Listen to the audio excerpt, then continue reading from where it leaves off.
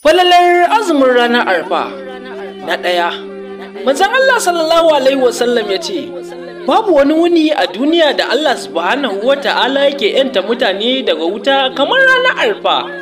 Na biyu, manzon Allah sallallahu alaihi wasallam ya ce, dukkanin mafi alkhairin addu'a da mutum zai yi a duniya a shekara guda, babu wata addu'a da ta kai addu'ar da aka yi ranar Arfa.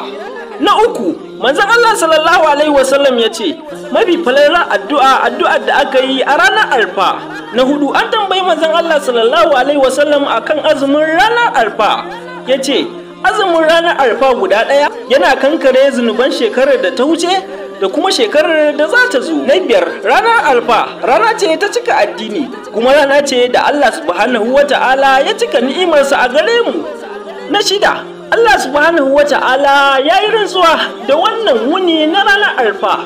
Allah ka sa mu dace, ka karɓi ibadunmu. Amin summa amin.